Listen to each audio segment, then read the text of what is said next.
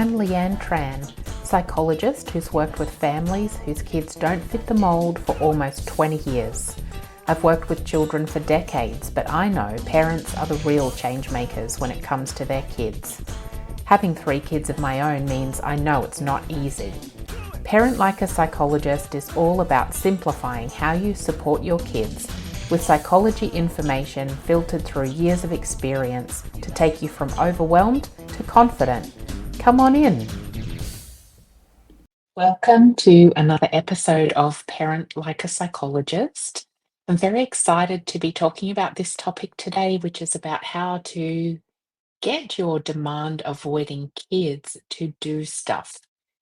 That is such a common pain point I hear from lots of parents. It's that anytime they set a demand or make a request, that's when their kids have challenges, which makes the day to day really difficult because we have to do things to um, fit into time frames and to get to school on time, but also then just maintain general health and well-being by stopping screens and cleaning teeth and having showers. And it's really draining for parents to be constantly met with disagreement in these situations. So, I'm talking through an idea today called declarative language, and it's an approach to changing the instructions you give to take them away from being a demand and more of a collaboration. So, whether you're navigating the morning rush or handling a meltdown, this approach can make a world of difference. By the end of the episode, you'll have some practical tools as well to be able to foster a more cooperative and approach with your children. That's the goal. So, first of all, I'm going to talk about what is declarative language and then talk about some practical applications.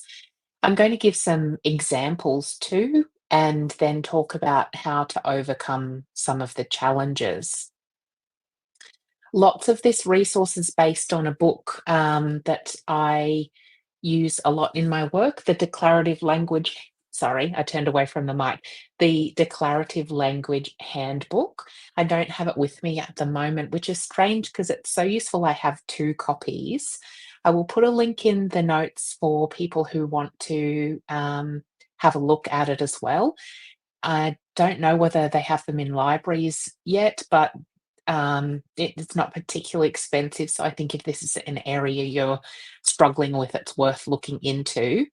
The other thing to mention is that the Declarative Language Handbook website has lots of useful tips and information sheets for parents. So I'm going to actually refer to some of them today, but also link them in the notes as well. So, going back to the first part, what is declarative language? So, unlike commands or questions that require an immediate response or a request, declarative language is about sharing observations and thoughts. Um, and that's because we talked in the last episode about demand avoidance. And that is generally what's going on when you're asking your kid to do something and they don't want to do it. They're avoiding that demand. So, this declarative language is a way of, I guess, problem solving or talking about the situation without including that demand. So, an example is rather than say, put your shoes on, it might be, I notice your shoes are by the door. So, you are insinuating what the next step is without making the demand.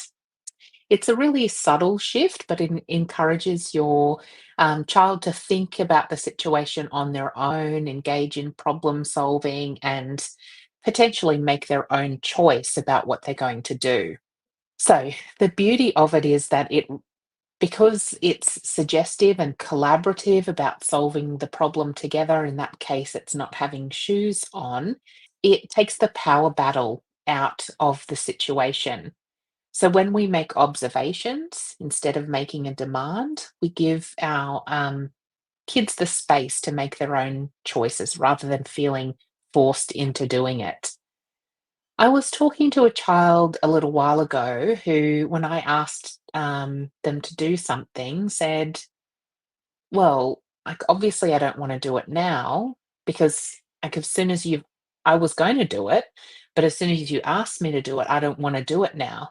That that's obvious, isn't it? And I said, "No, actually, that's not how a lot of people do things." And this kid was like, "Well, that's definitely how I think." So that gave me a really good insight into what the demand feels like on the other side. And so now, often in our in therapy sessions with somebody, I'm trying to make suggestions or guidance rather than making demands. If they have this kind of pattern of not wanting to fulfill a demand, I want to talk about the practical applications now. So let's talk about some everyday scenarios in which you can use this approach. So, like I mentioned before, it can be about getting the shoes on. Or if you're thinking, other steps in the morning routine as well, it might be suggesting things, whether it's that, rather than say, Get dressed," you might say, "I've put your uniform here." Rather than ask to pack their bag, you might say, "Your lunch is in the fridge when you're ready," or your lunch is on the bench. So just making statements.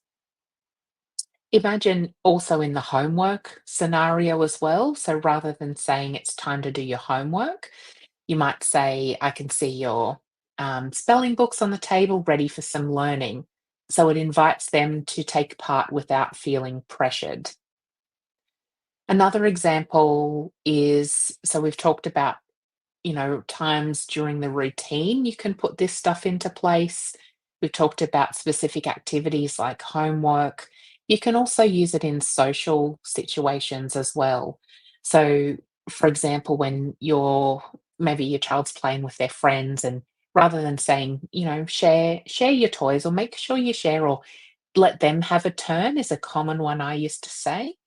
You might say instead, "I notice your friend's really interested in that dinosaur." So you're just commenting on the situation and allowing your child to think about it and problem solve and choose what they want to do. So to sum it up, really, you're trying to not make things a command. You're trying to encourage your kids to look around and see and problem solve it for themselves. On the declarative language website, it's got lots of great fact sheets for parents. It's got the thing where you can find the book, but there's also a nuts and bolts cheat sheet, which I think really goes a long way to explain it. And this is one I often share for teachers as well. So the idea to is to keep it, make it, sorry, feeling all rushed and then it's coming out rushed. I want to say these are the principles to think about to help you understand declarative language. The first thing is that it's a comment that observes. So rather than asking, you're observing. So, an example, let's see, I'll make the statements and see if you can figure out what the task is you want your kid to do. Um, the dog looks hungry. Or it can be just about observing other things, like these flowers are really colorful. So it's just observation rather than making a request. The other idea they suggest is that using first person pronouns that kind of model, so that's a fancy way of saying instead of like you, so you need to do this, you need to do that. It's trying to use words that fit more with the partnership or collaboration model. So it might be I. So I wonder if your friend wants to play with that, like the dinosaur example before. Well, sometimes it's about we and let's. So things like um, you know, we have fun cleaning our teeth, or we. That's not a good one. um, we had fun playing together, or let's go get our bags. It's kind of an example of making it less about you versus me. It could be something like the teacher is waiting for us. So rather than the teacher's waiting for you, come on, it's like, oh, the teacher's waiting for us. Or ready for us is another good one. And so sometimes it's not a, so it's about making statements. It's about using language that reduces the pressure on them, the child. And sometimes it's using words that have a little bit of uncertainty or possibility for alternatives in there. So maybe is a good one. Maybe, might, perhaps. So things like maybe you could get your shoes, or maybe your friend wants to play too. Maybe, or we might go outside later. The other things like I'm not sure as well is another good one. So you're introducing a little bit of possibility into the conversation so that it's not a clear demand and then requiring a response.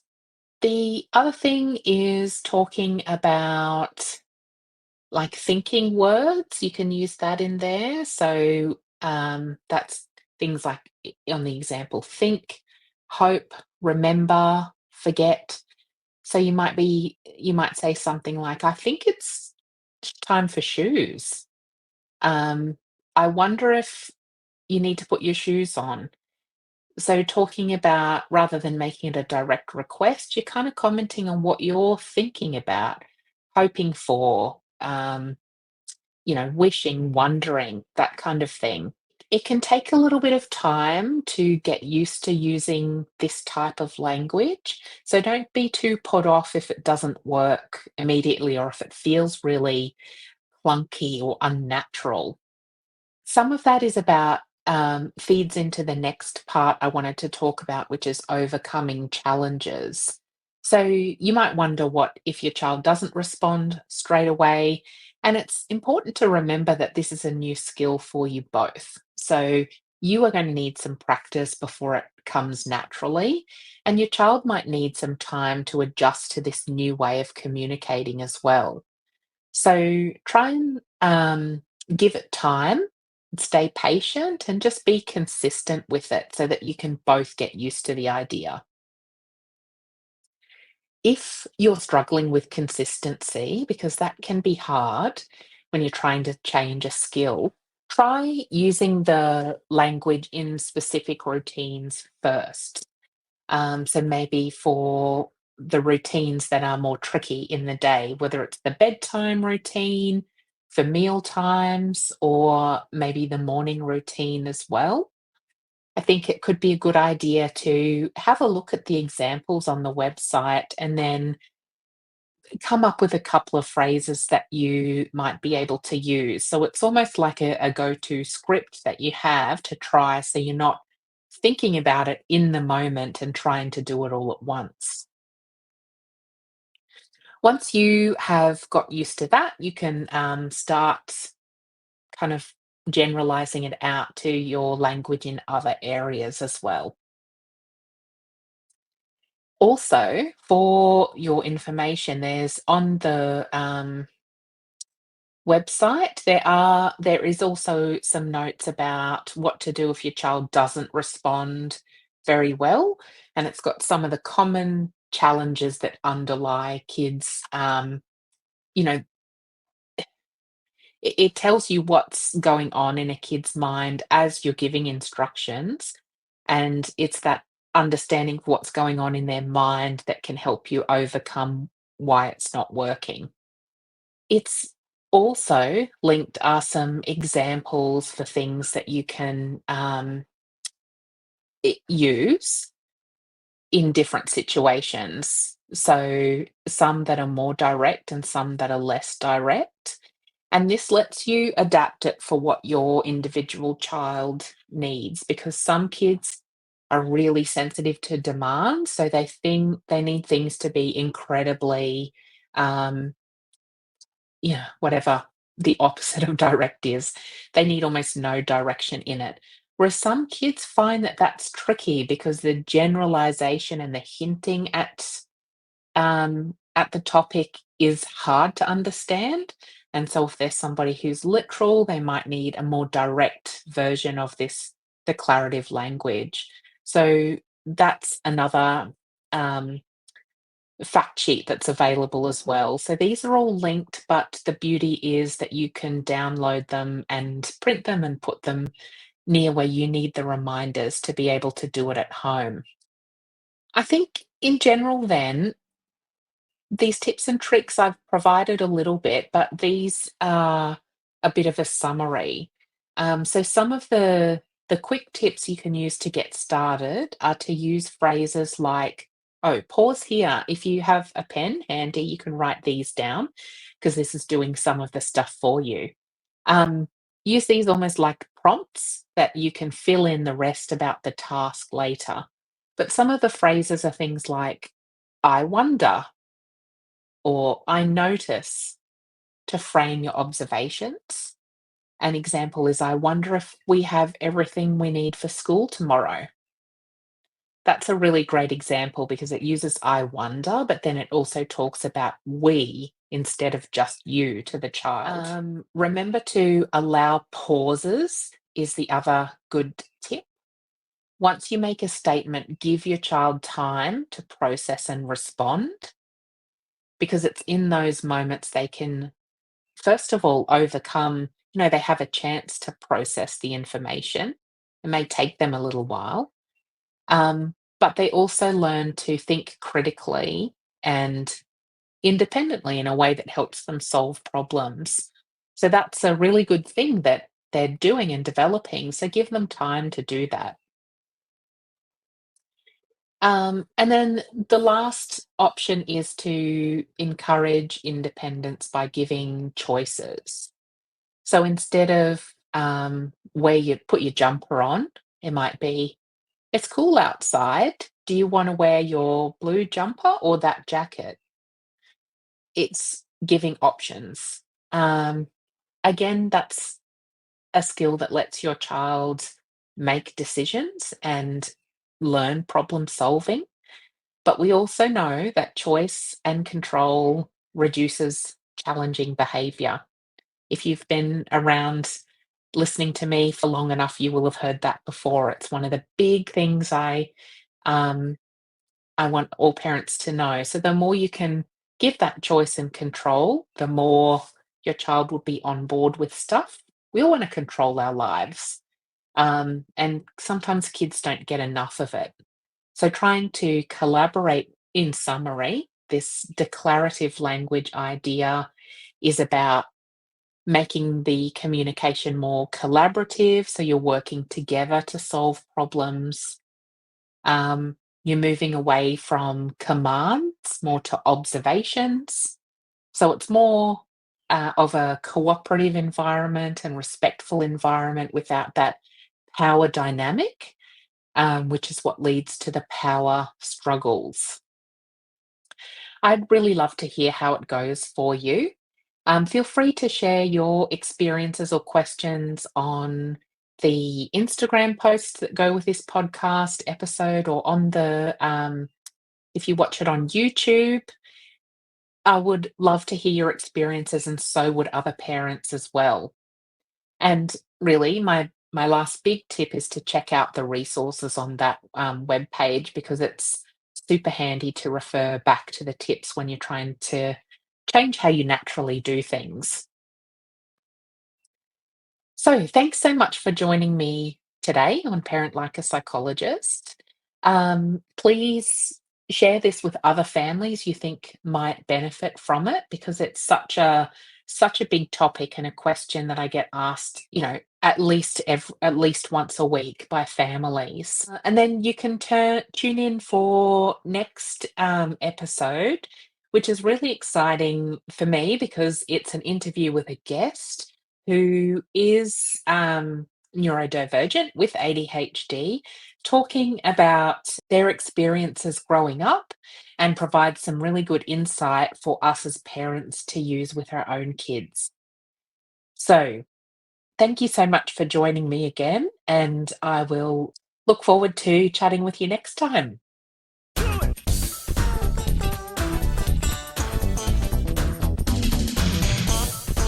I'm Leanne Tran, psychologist who's worked with families whose kids don't fit the mould for almost 20 years. I've worked with children for decades, but I know parents are the real change makers when it comes to their kids. Having 3 kids of my own means I know it's not easy. Parent Like a Psychologist is all about simplifying how you support your kids with psychology information filtered through years of experience to take you from overwhelmed to confident. Come on in.